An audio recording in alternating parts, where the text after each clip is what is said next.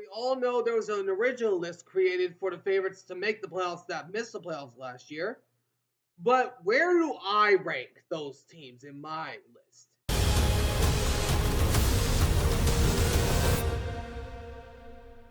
It's football time. Alrighty, what's going on, everyone? Welcome back to the All Around Sports Podcast, the sports are everything on this channel. I'm your host, Antonio. Today, we are doing yet another top 10 list as we are going over my top 10 favorites to make the playoffs that missed the playoffs last year. Now, I made this list based off of the other list. I put in a few different teams in different categories, so I'm going to go over that in just a second. Before we do, if you guys do enjoy this video, do me a favor, smash the button down below, subscribe if you haven't already. For now, let's talk about these teams. Coming in at number 10, might shock some people here, the Tennessee Titans. Now the Titans, oh man, did they have an offseason to remember. They brought in Cam Ward, the projected number 1 pick in the draft as expected. Not only did they do that, they brought in Tyler Lockett, Cody Barton, Dramont Jones, and others.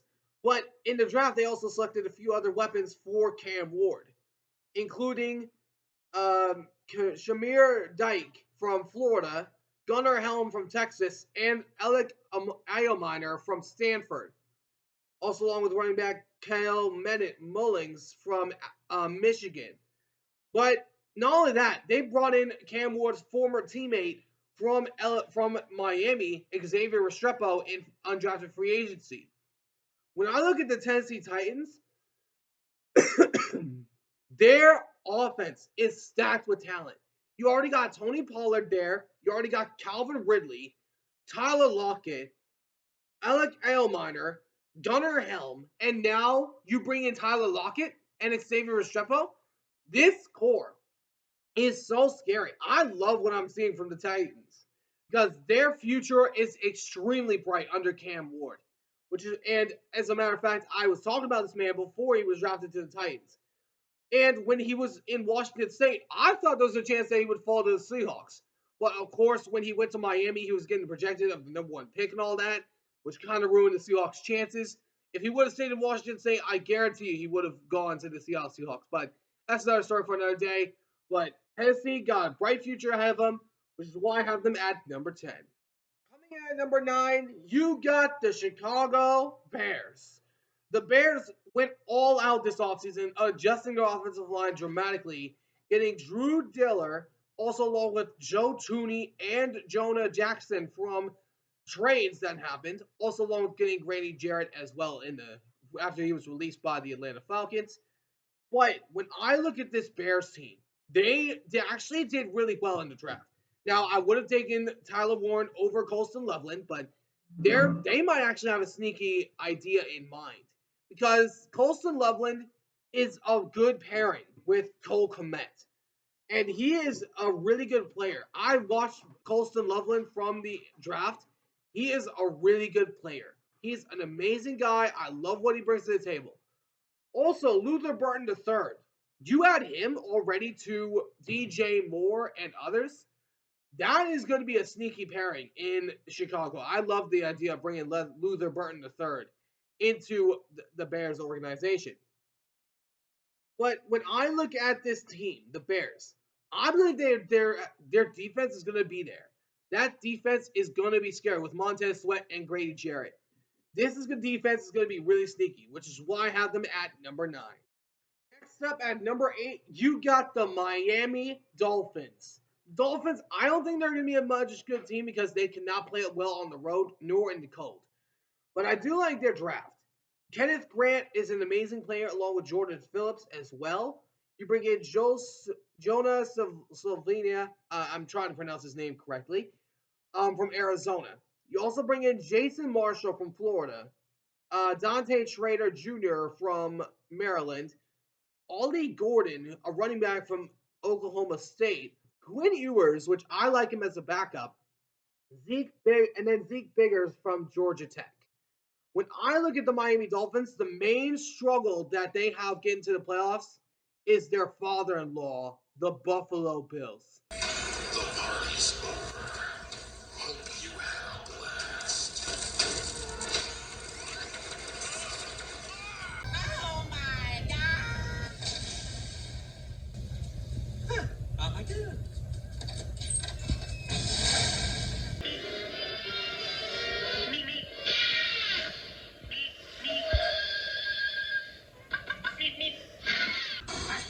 I'm flying! Yes! Wait! I'm gonna hit the ground, aren't I? That's the main issue that they have, getting past them. Tua's only beaten them once in his career as a Dolphin. So, in my eyes, you got to beat the Bills in order to make the playoffs because this is what you need to do if you're going to have a chance at a playoff berth.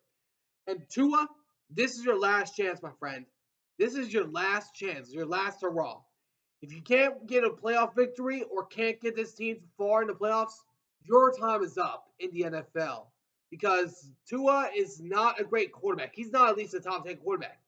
He is at least, at worst, top 15. So that's why I have the Dolphins at number 8. Next up at number 7, you got the Arizona Cardinals. The Cardinals, I love what they've done with the defense. They went all out on defense in this draft. They went out there and got Walter Nolan and Will Johnson with their 2 picks, also along with getting Jordan Birch from Oregon, Cody Simon and Denzel Burke from Ohio State, and also got Keaton Crawford from Nevada.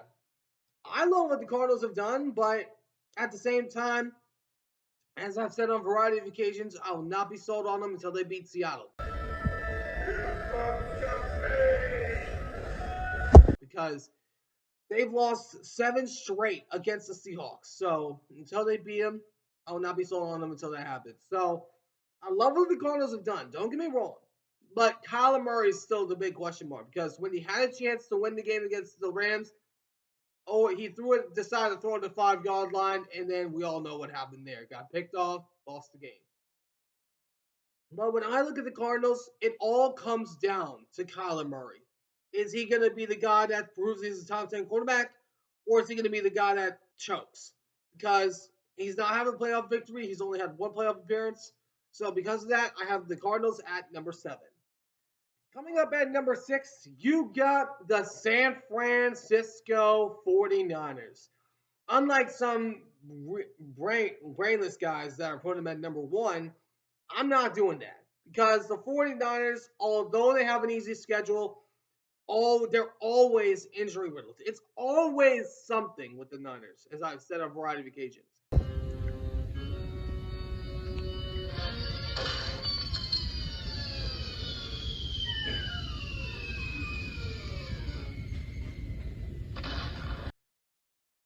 They had a D, according to Pro Football Focus, in the draft. Hey,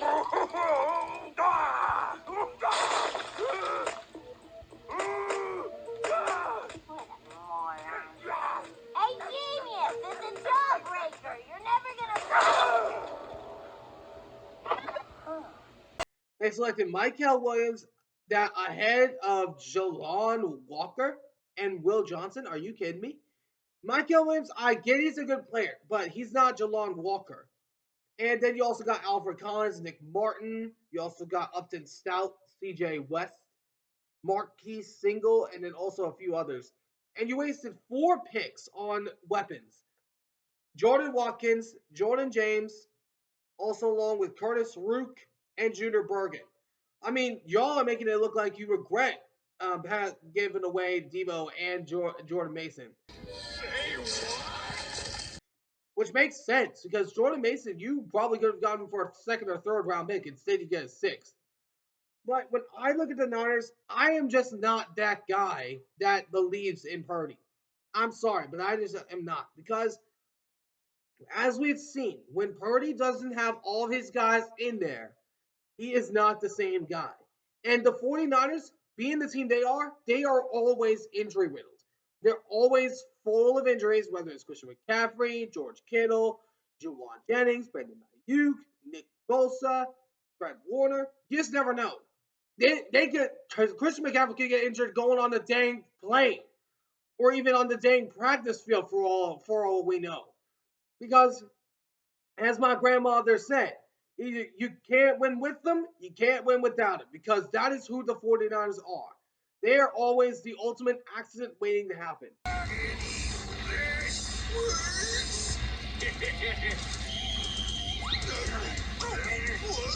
Just one sucker!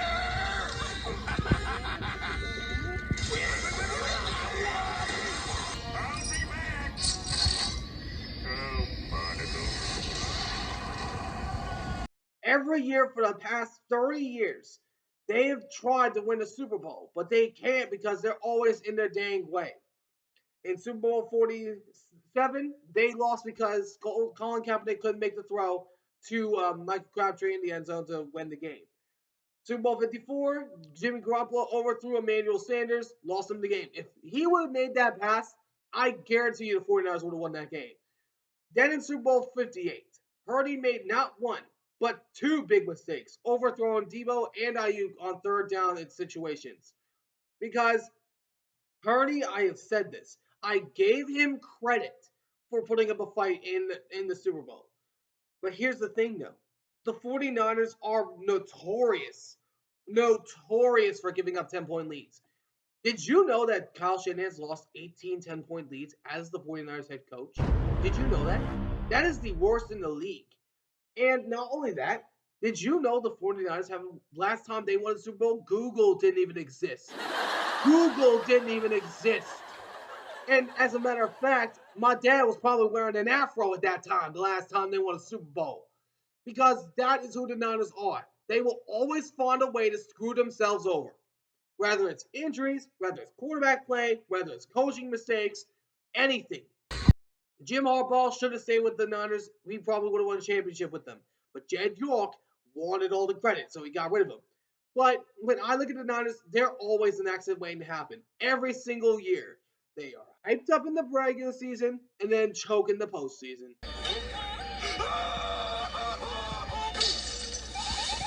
Or even before that. As I've said on momentous modification, just wait, remain composed. No matter how good they might look, when the expectations are at the highest peak, they will always find a way to come crashing back down to earth. And that's why I have them at number 6.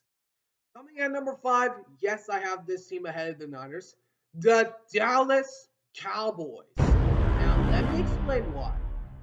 The Cowboys, we look at their team, they got a whole lot better in my eyes. I'm actually being nice. I'm not trolling y'all like I'm normally tended to. They got an A plus according to draft to PFF.com. When they got like 3 first-round guys. They got Tyler Booker, Donovan Agazaru, and Javon Revel with those first 3 picks. Then you bring in Jadon Blue to add to that run offense. Jamar Thomas from Florida. Cornelius from Oregon, a tackle. You also got Jay Tuia from UCLA. Phil Mafia from Clemson. And then a defensive interior tackle from Maryland. But the main thing that brings it for me is the trade they made for George Pickens. Now, I know he's a hothead. I know he could be a possible cancer in the locker room, but as is normal for some people, just look at Russell Wilson. But, anyways, they needed to go out there and get another receiver after Brandon Cooks left. They needed to go out there and get a number 2. George Pickens is an amazing number 2. And with CeeDee Lamb already there, and that defense that was led by Micah Parsons, that defense is going to be stronger. I love the addition of Donovan Agazaru. I love that pick. But the Cowboys, although they have a more difficult schedule than the Niners, I am mainly choosing them over the Niners because the Cowboys have more expectations than the 49ers because they are always at the top of the headlines. But of course, we all know Stephen A calls them the accident waiting to happen, like I do with the 49ers. But when I look at the Cowboys, I believe they got a good chance to make the playoffs. I'm being for real honest here. Dak Prescott is back. We don't know if he's going to be the same guy or not. But I believe in Dak. I believe in him in the regular season, just not when it comes to the postseason. And that's why I have him at number 5. Coming in at number 4, you got the Atlanta Falcons. The Falcons. Oh man, they had an offseason to remember. They brought in Jalon Walker, James Pierce Jr., and Xavier Watts. They got loaded in the draft. And not only that, you bring in Leonard Floyd from San Francisco, that was the second leading sacker of the team. And not only that, your defense is a whole lot stronger. And I get there's a lot of quarterback questions, but Michael Penix, we saw some glimpses from him during his time as a starter through the last bit of the season. We saw some glimpses of him in his game against Washington, which I was very impressed by him in that game. When I look at Michael Penix, he is a really solid guy. He's got to have the right weapons around him. And if we look at their room, you got Darnell Washington, you got Drake London, you got so many pieces on that roster. And I love the Falcons. I love what they're doing. So that's why I have them at number 4. Coming up at number 3, you got the Jacksonville Jaguars. The Jags picked up Travis Hunter in the NFL draft at number 2, trading up with the Cleveland Browns to get him. I love that pick. Travis Hunter is an amazing dual threat guy. Now, we don't know if he's going to mainly play wide receiver or corner. If he plays full time at both positions and succeeds, I would be massively impressed. They also added Caleb Ransall from Tulane. Also brought in Wyatt Millum to add to their offensive line. Bryce Shaw Tutton from Virginia, running back. Also, they brought in Jake Kisser from Notre Dame that made the NFC Championship game about a year ago. Also brought in Jalen McGullard from Auburn, also along with Rajon Lane III from Navy, and then also LeQuint Allen from Syracuse. I love what they've done in the offseason. The offseason for the Jaguars has been very busy. I love what they've been doing because they brought in a lot of good pieces.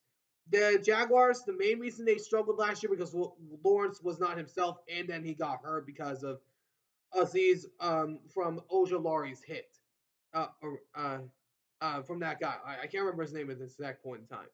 But I love what the Jags are doing. I believe their team is going to be a whole lot better than last year, which is why I have them at number 3. Coming in at number 2, you got the Cincinnati Bengals. Now get this! If you're late one more time, you're fired! Get to work! The Bengals, I know that a lot of people are questioning the defense, especially with Trey Hendrickson now on possibly the trade block because he's not been able to get a contract extension. But they did get Shamar Stewart, who's been holding out as well. Demetrius Knight, also along with Barrett Carter. Watch out for Barrett Carter because he can be a steal. But the main pick, I believe that is a steal, and could be an under the radar, is Tajay Brooks. This brother from Texas Tech is a beast because not only is he a stud, he is a monster. He, in his rushing career, has had 3,100 yards and 27 touchdowns in his last 2 seasons with the team.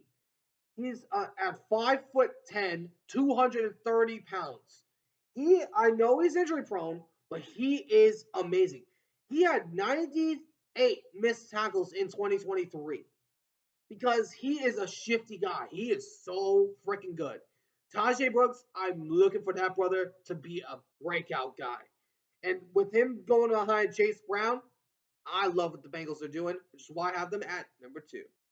Coming in at number 1, the biggest favorite to make the playoffs next year from the teams that didn't make it, the Seattle Seahawks. Blue and green skies, baby, because that is what it is. Seahawks had the best draft that they've had in a long time. They brought in Gray Zabel from North Dakota State, a tackle that they desperately needed. Also brought in Nick Maguire. That's a big-time steal for me. Also, they brought in Elijah Arroyo, Riley Mills, Troy Horton, Robbie Oates. I'm still working on the name. Bryce Calabdu, and then also Damian Martinez, Mason Richmond, and also Ricky White. And then also possibly a future quarterback in the league, Jalen Milroe. But the main thing that makes the Seahawks the favorite for me is that defense. That defense is going to be terrifying next year because already somebody finally, for once, actually gave the Seahawks some respect. According to a list that was recently made on CBS Sports, someone had him as a number 5 team in the defensive category. That's insane.